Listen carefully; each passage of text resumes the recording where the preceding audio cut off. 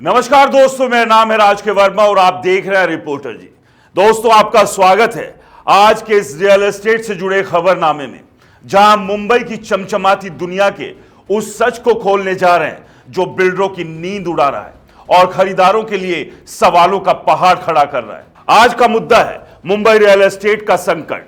हाँ, वही मुंबई जहां आसमान छूती इमारतें और करोड़ों के फ्लैट सुनहरे सपनों का वादा करते हैं, आज एक ऐसी मझधार में फंस गई है जहां ग्राहकों की पूछताछ गायब है, बिक्री ठप और अधूरी इमारतों का ढेर लगता जा रहा है। बिल्डरों के पास माल भरा पड़ा है, लेकिन खरीदार कहां है? सेंटीमेंट डगमगा रहा है और सपनों का शहर अब सवालों के घेरे में है। तो क्या है ये पूरा खेल?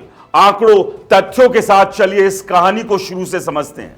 तो दोस्तों, कहानी शुरू होती है 2021 से। उस साल महाराष्ट्र सरकार ने बिल्डरों को एक ऐसा लॉलीपॉप थमाया जिसे देखकर उनकी आंखें चमक उठी।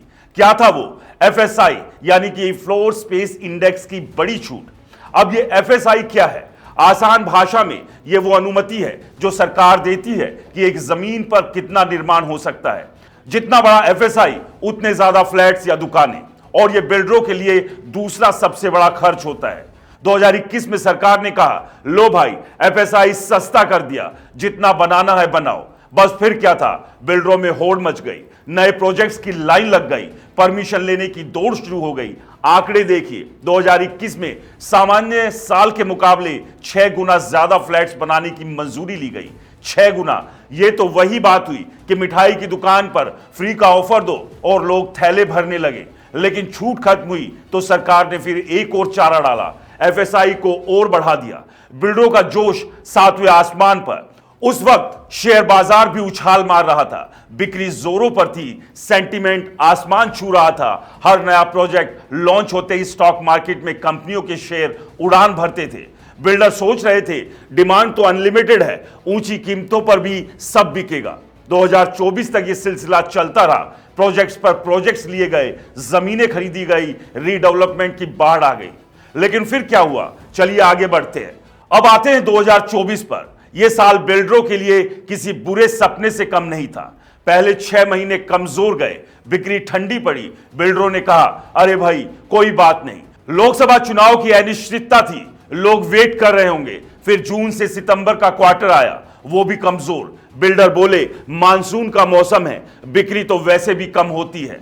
लेकिन असली झटका अक्टूबर दिसंबर में लगा। ये वो वक्त है जब रियल एस्टेट में बूम होना चाहिए, लेकिन क्या हुआ? बिक्री धड़ाम। तब बिल्डरों की आंख खुली, अरे ये तो ढांचागत कमजोरी है, कुछ गड़बड़ है। क्या गड़बड़ थी?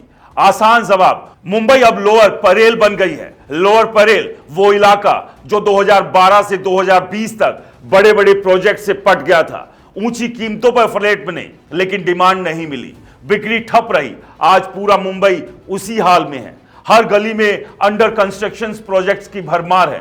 बांद्रा, सांता क्रूज जैसे इलाकों में लग्जरी प्रोजेक्ट्स की ऐसी बाढ़ आई कि मोनाको भी शर्मा जाए। बाकी जगहों पर ढेर सारे प्रोजेक्ट्स हैं, लेकिन सब एक ही माल बेच रहे हैं, वही फ्लैट्स, वही कीमतें। तो खरीदार क्या कर रहा है? वो हर प्रोजेक्ट्स को परख रहा है। पहले उसके पास 8 ऑप्शन थे, आज 30 है। पहले वो 3 महीने में फैसला ले लेता था, अब 7 से 8 महीने लगाता है। और फिर भी कई नहीं खरीद रहे। क्यों? क्योंकि अंडर कंस्ट्रक्शन प्रॉपर्टी की कीमतें आकर्षक नहीं है। ऊपर से उसे पता है और प्रोजेक्ट आने वाले हैं, तो वो इंतजार कर रहा है। अब कुछ लोग कहते हैं, अरे डेटा तो कहता है कि बिक्री मजबूत है, लेकिन ये डेटा धोखा है। पहले 10 प्रोजेक्ट्स 100 घर बेचते थे, हर प्रोजेक्ट्स 10। आज 30 प्रोजेक्ट्स 120 घर बेच रहे हैं, हर प्रोजेक्ट्स 4। कुल बिक्री बढ़ी दिखती है, लेकिन हर प्रोजेक्ट्स की हालत पतली है। पहले बिल्डर को भरोसा था कि उसका माल झट से बिक जाएगा, आज वो परेशान है। 4 घर बिके, बाकी 6 का क्या होगा? ये तो वही बात हुई कि दुकान में सामान तो बढ़ा दो, लेकिन ग्राहक वही पुराने रहें। बिक्री का आंकड़ा ऊपर दिखेगा, लेकिन दुकानदार की जेब खाली ही रहेगी। तो अब बिल्डर क्या कर रहे हैं? पेमेंट प्लान्स की बौछार शुरू कर दी। 10, 90, 20, 80 जैसी स्कीम्स आम हो गई। मतलब 10% अब दो, 90% पोजीशन पर। बिल्डर टेबल्स पर डिस्काउंट्स भी ऑफर कर रहे हैं, लेकिन मेरा मानना है यह मॉडल ज्यादा दिन नहीं चलेगा। जल्द ही डिस्काउंट और कीमतों में कटौती सबके सामने आएगी। वो टेबल के नीचे की रिश्वत वाली रणनीति अब बोरिंग हो चुकी है। बिल्डरों को समझ आ रहा है अगर माल बिकना है तो कीमतें नीचे लानी पड़ेगी, लेकिन सवाल यह है क्या वो ऐसा करेंगे या फिर हाथ पर हाथ धरे बैठे रहेंगे, ये सोचकर कि बाजार अपने आप ठीक हो जाएगा। तो चलिए अब एक तंज के साथ कहानी को और आगे बढ़ाते हैं।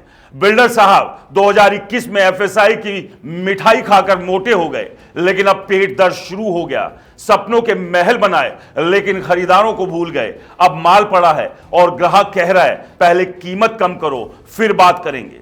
यह तो वही बात हुई कि शादी का लड्डू बनाया लेकिन दूल्हा ही गायब हो गया। तो खरीदारों को क्या करना चाहिए? पहली बात, जल्दबाजी मत करो। ढेर सारे लोग आपको धक्का देंगे, अरे घर ले लो, कीमतें बढ़ जाएगी। उनकी मत सुनो, कीमतें बढ़ने वाली नहीं है। अगर एक दो प्रोजेक्ट में बढ़ भी गई तो चुनने के लिए प्रोजेक्ट्स की लंबी पाइपलाइन है। यह आपकी जिंदगी का सबसे बड़ा फैसला है, सोच समझ कर करो। दूसरी बात, किसी प्रोजेक्ट को 4 महीने तक देखो। हर महीने कंस्ट्रक्शन में प्रोग्रेस दिखनी चाहिए, अगर नहीं दिखी तो वहां से भागो। तीसरी बात, कीमत देखो, लेकिन सिर्फ कीमत पर मत जाओ। सस्ता सौदा चाहिए लेकिन भरोसेमंद बिल्डर से। किसी शक्की पिछले रिकॉर्ड वाले से सस्ता घर लेकर क्या फायदा जो प्रोजेक्ट को बीच में ही छोड़ दे। बजट, साइज और लोकेशन के हिसाब से घर चुनो। याद रखो, घर खरीदना आसान है लेकिन उसे बेचना मुश्किल। 2025 में घर लेने की शुभकामनाएं। अब सरकार की बात। 2021 में एफएसआई की छूट देकर बिल्डरों को उकसाया, नतीजा सप्लाई की बाढ़ आ गई लेकिन डिमांड का अता पता नहीं। आज मुंबई में अधूरे प्रोजेक्ट्स का अंबार है। बांद्रा से सांतरा क्रूज तक लग्जरी प्रोजेक्ट्स की लाइन लगी है लेकिन खरीदार गायब है। लोअर परेल का हाल तो सबके सामने है। 2012 से 2020 तक बिल्डरों ने ऊंची कीमतों पर घर बनाए लेकिन बिके नहीं। आज वही गलती पूरे शहर में दोहराई जा रही है। सरकार अब चुप है, कोई नई स्कीम नहीं, कोई राहत नहीं। तो क्या यह सब बिल्डर और सरकार की मिलीभगत थी या फिर एक गलती जिसका खामियाजा खरीदार भुगत रहे हैं? तो दोस्तों, मुंबई रियल एस्टेट का संकट क्या कहता है? बिल्डरों ने लालच में प्रोजेक्ट्स की बाढ़ ला दी लेकिन खरीदारों की ताकत को भूल गए।